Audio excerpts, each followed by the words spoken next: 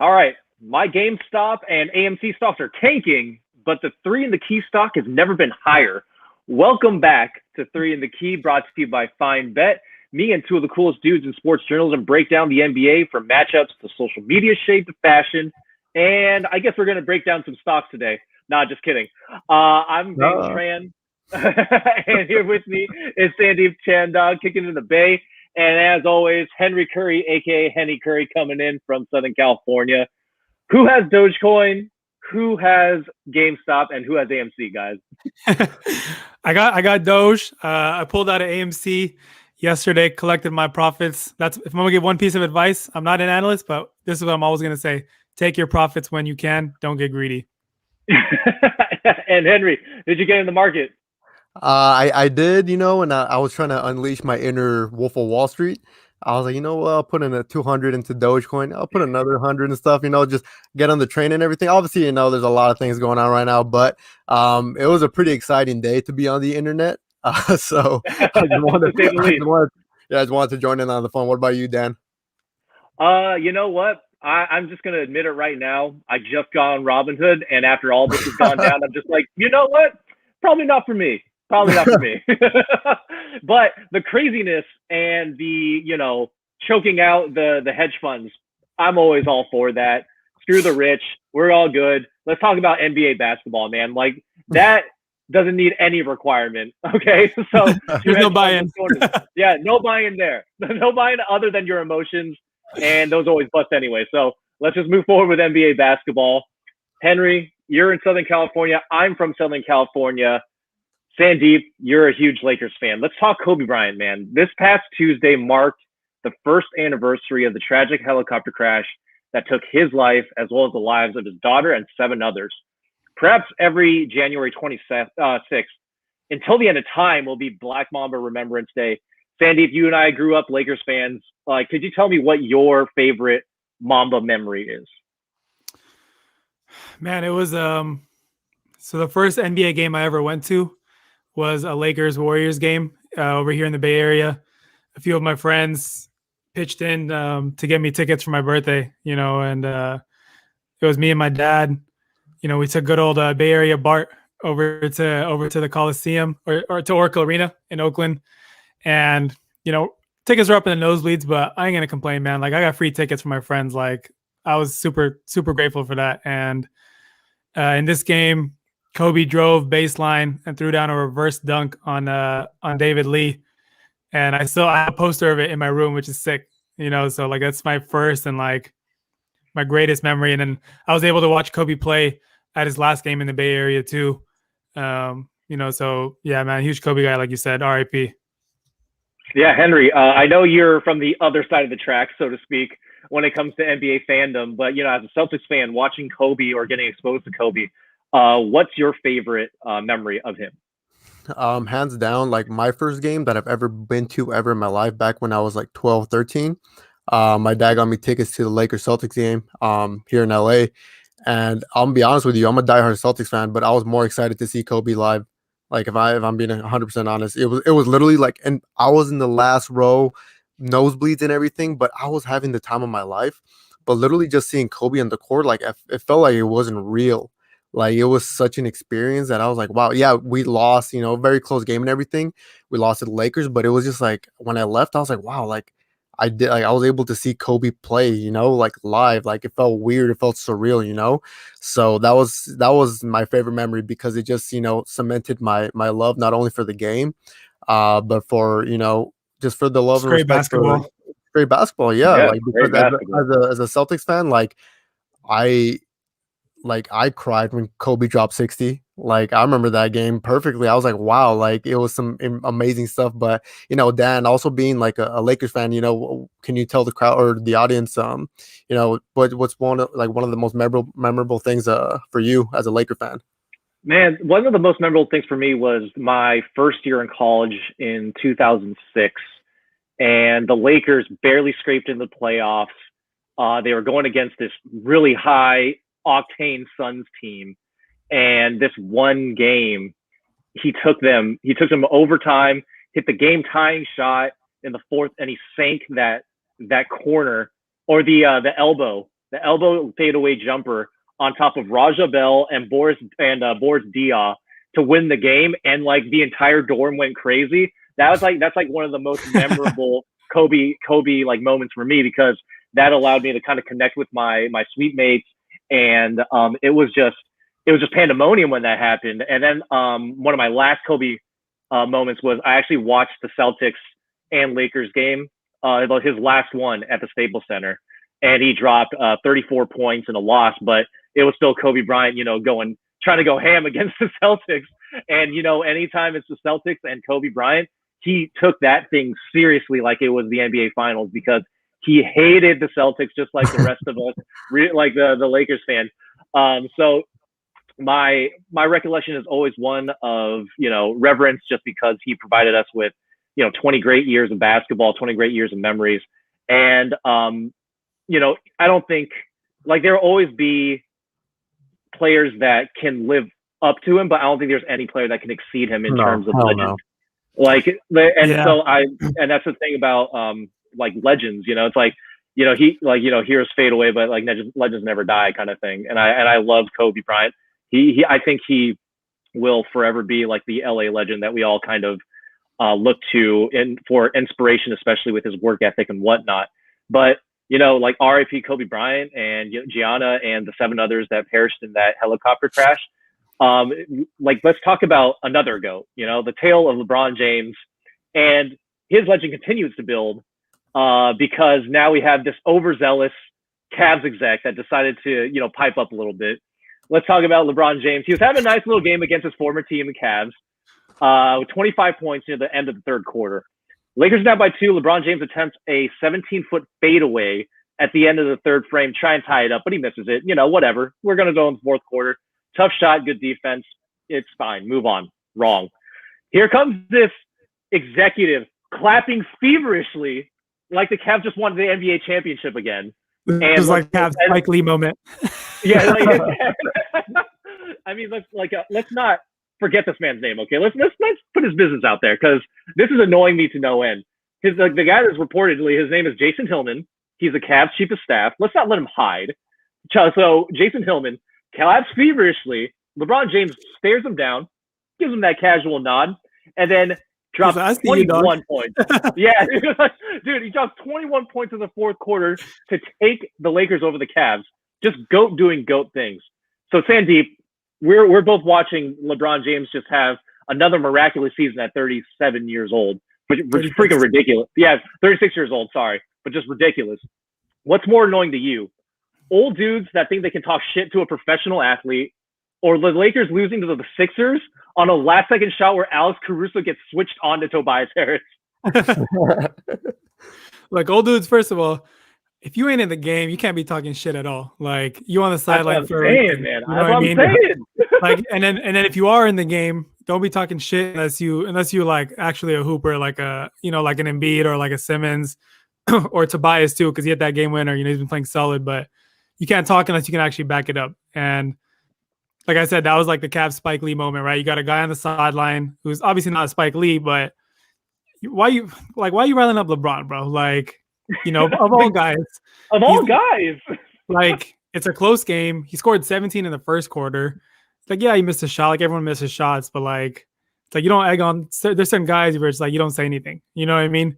And we saw what happened. 21 points, clutch shots down the stretch. To ice the game. Like you said, man, 36 years old. He just like continues to defy the odds, and he's so kind of tying it back into this Kobe. Like, Kobe's always been my guy. Like, he's always going to be my GOAT. But I'm getting to that point where it's like it's for sure between Jordan and LeBron, and I'm very much putting my stock into LeBron now. Henry, like, what do you think? Like, what's your answer to the question? Because like, people on the sidelines talking trash is one thing, but like, to have an executive out there, like, what are you thinking? You're an employee. Like, what do you think? Like, I get the loyalty, but like, that Drake bar, bench players talking like starters. I hate it. No. I agree with Sandeep on that. I'm like unless you a hooper, or like, you're a star, you can talk your smack, but like not if you're an exec or just like Dan, like you put it as an employee, like come on, man, like sit your ass down. Like first of all, like I was not the biggest LeBron fan, and like back in his Heat days, I hated him. But we're getting to that point where we Because he want was to. killing y'all. He was murdering us. He was murdering us, and I hated him for that. But we're getting to that point in his career where as his career is winding down, you just appreciate everything he does, right? So it's like you can't talk to LeBron. LeBron literally like kind of pretty much cemented his place as the GOAT like after last season. Like, if you're talking smack on the sideline, and like the Cavs, he's still the king of Cleveland. He scored 46 points against the Cavs and stuff. Like he is still he cemented his dominance amongst the or against his former franchise. And obviously they're going to be salty and stuff because that was their only cornerstone in their franchise that they had for a while now. I know Collin Sexton is coming up, but LeBron is the Sexton. one that, shout out Sexland. yeah, shout out Sexland. But LeBron's the one that put that team on the map. So if you're gonna talk smack, there's a fine line to everything, just depending on who you are. Like talk shit to like Kuzma. Like he ain't gonna do anything. You know what I mean? Yeah. Like don't talk to LeBron. Don't talk to AD. Like come on, man. Yeah, but Dan, like what do you think about this whole like dynamic between like front office people, talking smack to like these superstars, in this case LeBron? Well, I mean, just first and foremost, know your place, dude. Like, know your freaking, know your role. Know your role and shut your mouth. Like Dwayne Johnson, man. It's like just shut up. Like, you are not a player on the court, and therefore you have no purpose about saying anything to these players that are actually huffing and puffing down the court, doing something physical. Like, you're up in that freaking front office doing bullcrap. You know what it was, bro? Jeez. Now that there's no fans, right? There's no fans. So you got usually those guys are sitting up in the boxes, right? Like up in there with their champagne or whatever. They think they can talk big now. Now they're down to the court. They're like, oh shit, they can hear us. Like it's something, That's not gonna do shit, man. I've been waiting for this moment my whole life. Well, I mean, let's switch over from exec player beef to player beef, at least. Okay, so two guards pass each other in the trade market. Russell Wilson, John Wall exchange teams. Their first game face to face, though, a little more explosive than just passing through the night. Wall scored all 9 points of a Rockets 9-2 run midway through the fourth quarter to put Houston out of reach of the struggling Wizards. Wall lets Russ know, and Russ, he never lets a chance to talk a little trash slip. So both of them end up getting double text. They're just going back and forth. And we have our first Russ scrap of the season. I look forward to this moment every season because Russ will for sure just give me entertainment. No matter what season it is, he's always going to come up for me when it comes to crap, like when it comes to shit talking, okay? So Russ is a former MVP. He is 11-3 against Wall. Russ says he's just defending himself because, Wall decided to run up on him after, putting up 9 points straight. And we're just two competitive dudes. That's totally fine. But at this point, Henry, who would you rather have on your team, Russ or Wall? John Wall. That's an easy one. Like at this point in their careers, John Wall, because you guys or Dan or whoever might disagree with me, but John Wall's been playing exceptionally well, especially after his Achilles tear and everything. Like first of all, Kevin Durant is having one of the best comeback seasons in NBA history, but John Wall's right up there. I really do believe that because he's holding this Rockets team afloat with James Harden leaving. And we all saw that behind the back move he did, that layup. I was like, that's the old John Wall I remember. So like he's slowly creeping back up. So that gives me a lot more faith in John Wall, especially because I knew he was pissed. He was pissed off with the Wizards because they just thought he was done. They thought his career was over, So like as a player, I'd be pissed too. I was like, you guys gave up on me. I didn't give up on you guys. So obviously I'm gonna be mad. And then like Russell Westbrook, he's just kind of becoming, I wouldn't want to say a liability to the teams. He's becoming a part of the Rockets, the Wizards, but he's slowly regressing to a player of his former self. He's not as explosive. He's not really a playmaker. Bradley Beal is doing everything. Let's not lie. The man is averaging 34 points per game and still losing games by like 20. So I feel bad for him. But at this point in their careers, I'm gonna take John Wall. But what about you guys? Yeah, bro, it's an easy pick. Like it's John Wall. I know he's coming off the Achilles, but Russell Westbrook, there's a reason they call him Westbrick. Like, he's shooting less than 40% from the floor this year.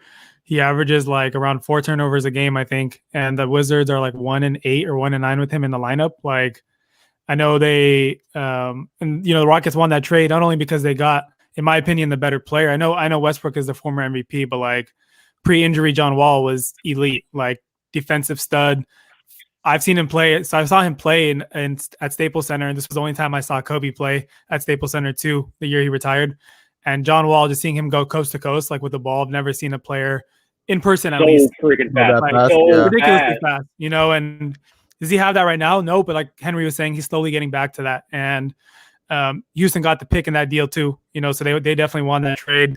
And Wall, like, yeah, he may not have the more wins against Westbrook head to head, but he came up with 24 points and he got the win. So, the Rockets, I think, are in a better position, especially now if Beal ends up getting moved. Like, Westbrook's going to be left alone again. Yeah. And I mean, we're talking about Achilles injuries, John Wall, Kevin Durant. These guys are making comebacks. It's like these are guys that are having like great seasons after this really serious injury. I mean, remember when ACLs used to be career enders for NBA players?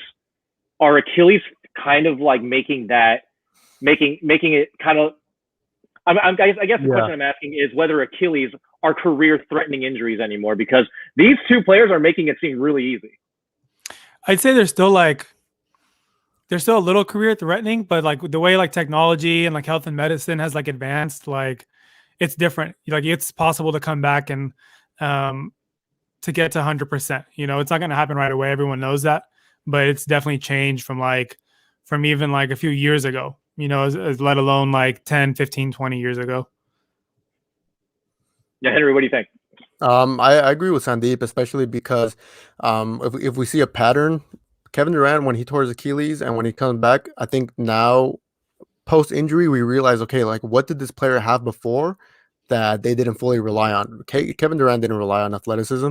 We all know that. That's why he's still averaging 30 points a game. John Wall, a lot of his game relied on athleticism, but not all of it. So that's why, he's in that phase in his career where he's going to make the adjustments. And so far, he's been doing a really good job. That's why I think the ACL injury comes into play in terms of maybe being more career ending, because that's where all the explosiveness comes off of, like from your knees. So that's why we see players like D Rose and other players that have suffered career altering injuries. I think that's the best way to put it, because career ending is like what happened to even Sean Livingston. He went through the worst of the worst, and somehow he came back. Now back-to-back championships. Great story, but it just goes to show like, I think injuries are also dictated by who they affect, So with John Wall, we're seeing like, I may not be the fastest player I was before the injury, but I can make the adjustments. And so far, he's doing a great job. And I'm happy to see. It's good to have John Wall back in the league. No, I agree with you. John Wall, when he was at his prime, was just ridiculous, crazy athletic. And I don't think I've seen anybody run faster than him down the court or jump higher and faster when he was going towards the rim. Maybe other than Prime D Rose. Prime D Rose. Yeah. Yes, sir. Yeah. Yeah. There's something in the water. But the funny thing with me in this beef situation between, Westbrook and Wall, freaking Beal in the middle of it, just standing there watching his teammate on a terrible team, and then his former teammate who went to war with just go back and forth with each other, just standing there. And then Beal, he scored 47 points yesterday, and the Wizards still lost by 18. I mean, is there any non-injured NBA player that you feel worse for, Henry? No, like having my friend Jordan put it best. He's having like a 2006, 2007 Kobe type of season where he's balling by himself, but he has absolutely no help. He had Smush Parker, like right now, like Bradley Beal. Right now, Bradley Beal. I know you guys saw that video where he was shaking his head in the bench. He looked like he was about to cry, and I was like, damn, like he really wants to win with the Wizards, but it's not gonna happen there. Like Roy Hachimura, like he's one of my favorite up and coming young players, but he still has a lot of development. And aside from that, like I don't think is Westbrook their second best player at this point. On paper, yeah. Like, just on the guy you just mentioned is probably their second best player. On paper, yes, but like, who do you guys think honestly is? I guess you can say the option B on the Wizards. I mean, like it is Westbrook, but like the more talented player at this point is probably the guy you mentioned. Like I said, Rui Hachimura. Like he's like what 22, 23 years old. Like once Beal like gets traded, which I think will probably happen soon, like he's probably going to be the guy they try to build around next. Like he was a first round pick for them, guy out of Gonzaga, 6'8". He can play the 3, the 4, small ball 5. Like he's going to be the guy I think they try to build around. Yeah, that makes a lot of sense. I mean, yeah, Rui, he has the skills for sure to be a number 2, but I mean, until Westbrook actually becomes Westbrook, that team's going nowhere, man. Yeah, and it's sad to see. Yeah, it's not going to happen. Yeah. Yeah, it's not going to happen. I don't think it's going to happen. I mean, let's look at the week ahead now. Like it's 3 in the key Civil War time. I mean, we got Lakers and Celtics in their first meeting. Ooh, let's go. Of the season. First meeting of the store rivalry. We got the Lakers coming off a heartbreaking loss to the Sixers. They're also going to be playing the Pistons. Which that's probably going to be a win. Not sure, but definitely probably going to be a win. And the Celtics just lost against the Spurs. Henry, dude, what's going on with Kemba, man? I've been saying to trade him. Like I've been on the trade Kemba train ever since the bubble. Like he's not playing like Hornets Kemba, and obviously, he just came back from his injury and is going to take time, but like how much time is enough time, because the Celtics, they should be in a win now mode. Jason Tatum is a full-fledged superstar. Jaylen Brown is having an all-star season. Peyton Pritchard, I know he's out with a knee sprain, but he just showed to be, he can be a solid starting point guard for the Celtics. So I'm like, we got the pieces, like maybe we trade for a good big, I don't know, Andre Drummond maybe, with a good trade package that includes Kemba. You guys really should have pulled a trade on Drew Holiday, bro, in the offseason. Like that would have made you guys so much better. See, like, but they didn't want to give up Marcus Smart, which I agree with. I don't think the Celtics should give up Marcus Smart, but I do believe that there needs to be changes within the starting lineup, especially with Kemba. Like, Kemba's a great guy. He's an amazing professional, and he, of course, he's an all-star caliber player. But at this point, like, his knees just wearing him down. Like it's not that he's becoming a shell of his former self. It's just like, he may be getting there, unfortunately, and I don't want to see that happening. But at the end of the day, it is a franchise, it is a business. They do want to win. So, what are their best options? Maybe when the trade deadline is coming up, maybe something might happen. But for you guys, I know you guys are riding off a Laker high, being one of the best teams in the West. Do you guys think there should be any adjustments moving forward, especially seeing that Sixers loss? Like, do you think there's something that the Lakers can do to really just stray away from losing close ones like that? Going back to the Kemba thing real quick, like it's going to be hard, man, to move that contract too. Like he's making like what, $40 million a year. Yeah. Like you said, the knee issues, the best case for them is like, if they do want to move him, if he has like a really good game or two, like 2-3 stretch, sell high, and they might not get the equal return, but as long as they get something that makes their team better, that's going to be the biggest thing for them. But until then, like if they hang on to him, like, yeah, we know he can score the ball, but we saw him get exposed last year in the bubble on the defensive side. Like teams are just gonna hunt him in the pick and roll, and then get like a smaller or get a bigger guy on him, and then it's, in the words of Shaq, that's barbecue chicken. So it's gonna be bad. It's gonna become to the point where like you have a $40 million guy who's unplayable in the playoffs because of that reason. So it's gonna be tough, man. But on the Lakers, I mean, that was a good game last night. Like Lakers were down. Game. Yeah, arguably the best game of the season, They were down by like 15, 10, kind of hanging around. It was like 9 minutes left and they were down by like 10 points. And my dad's like, oh, it's over. I'm like, my dad always says that. Like, he's like, I'm like, Dad, there's still 10 minutes left. Like, chill. You know what I mean? And then as they're coming down to like the final moment and the Lakers score like 2 in a row, 5, 7, whatever. My dad's like high-fiving me like every single time. I'm like, bro, you said this was over. Like, don't be giving me high fives now. But man, I mean, look, Lakers fought like, I don't know why Vogel's not playing Kuzma, or why he's playing Kuzma so much, and he's not playing Caruso enough. He's not playing Marc Gasol enough. Like, AD is a great defender, but when Embiid's in the game, like you should have Gasol on him. It's just like, it makes sense. Schroeder, it was nice seeing him get going in the second half. He's been struggling a little bit this season. So hopefully Vogel makes adjustments moving forward. Yeah, for me, like I've been advocating for an athletic big man the entire year. Like I think they're one athletic big man from like really solidifying their position as just like the team to beat, and then like making a really nice run in the playoffs. But I mean, Sandeep, LeBron James, like if we're talking about this rivalry in with the Celtics, he already has a relationship with the Celtics and his legacy. What can he do in this game to put his stamp on the Lakers Celtics rivalry? Because I mean, as much as we would love to see it, a finals between the Celtics and the Lakers with him on the team is anything but guaranteed.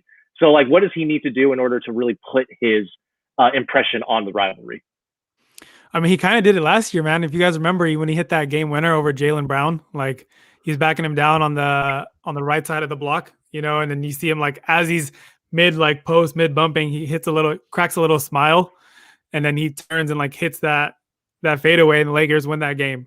So he's kind of done it last year. And I know the Lakers will never come out and say this. AD won't say it, LeBron won't say it, but these games are kind of important. Like, the games against like Sixers, the Bucks, the top dogs, right, in the NBA, you want to let them know, like, hey, we won the championship for a reason, and we're coming for it again this season. So I expect LeBron to be coming out and just being himself. Of course, they're going to try to bounce back, especially after like this game against the Sixers that they were so close to winning. But as far as his imprint on the legacy, it's already begun, like I said, with that game winner last year. Yeah, that makes a lot of sense. All right, so let's move on to the Nets and Wizards. This is the last kind of look forward. Westbrook hosts his former homies, Durant and Harden. It's like when you're playing pickup and your boys just show up late, and they're in the team that you're going to be against the next team up. And it's really kind of heartbreaking to see Russell kind of on the outside looking in to this, like the Squidward meme, bro. Yeah, exactly. It's just sad. It's just sad to see like Russ, who used to be a part of this core and not a part of it at the same time. I know Russ is definitely going to be up for the competition, though. Do you think he's more likely to jaw with Harden, or do you think he's going to jaw with Durant more, Henry? Harden, because I think KD and Russell Westbrook already got that out of their system when KD first left the Warriors. They would jaw at each other every time they met. But now we see them dapping each other up on and off the court. So I think they're fine. With Harden, I can see that happening at least this game, maybe just a little bit, but I don't think they personally ended in bad terms. But I want to see it. Like, why not? Russell Westbrook's been on one this season. If he's not able to, have his game do the talking, then he can have his mouth do the talking. But that's something I want to see. But what do you guys think? Do you guys think there's going to be some sort of altercation between former teammates? I don't think there's gonna be altercation, but between KD and Harden, I think Westbrook's gonna be talking to both. Like, they're all three like former teammates, like Dan mentioned. All three guys are MVPs too, which is crazy. But knowing Russ, like he's gonna be talking to both of them, and he's definitely not gonna let his game do the talking. So it's gonna be the mouth. All right, we're already burying Westbrook. I like it. I mean, we already know that the Wizards are probably going to lose. I'm going to say, okay, I'm the bookkeeper. I'll set the over-under at 35 points. Ooh. How much does Beal score in this losing effort? He'll probably hit 40 piece, but I don't know about the over under 35 because they got Rui coming back tomorrow, so they got some talent back in lineup. Mo Wagner's back too, and I think Bertans might be playing as well. So they're getting healthy finally. It'll be a bit more competitive. All right, Henry, what do you think, man? I just don't like that Bradley Beal scoring over 40 and they're still losing by like 15 to 20 points. Like poor guy, man. I don't blame him for almost like tearing up like on the bench and just like shaking his head so much because it's like I'm scoring all these points and that's the definition of no help. Of absolutely like no help. Putting the team on your back. Literally. And like it's not his fault. He's trying the best he can. Like I mentioned, he's playing that 2016, Kobe season, which is hard to see, especially but hopefully he's probably gonna have to score 60 if they don't want to lose by like 15 or 20, if they want to lose by like 10 or 5. But I know they're getting some key players back, so it might be different. Honestly, when I saw him on the bench last night, like with his arms out like this, like all sad, I'm like, he probably missed out on GameStop. That's why he's mad. Yeah. I mean, one kind of good thing that came out of this whole situation with Bradley Beal is that we're just gonna get a ton of memes, man. Bradley Beal is just a magnet for that kind of thing, and like he's already gotten memes 2 games in a row. So, yeah, Bradley Beal. And hopefully, like Bradley Beal, that's it for us. That's it for us. This episode of 3 and the Key is over. Thank you for listening. Be sure to catch us next Thursday and look for our work on FineBet.com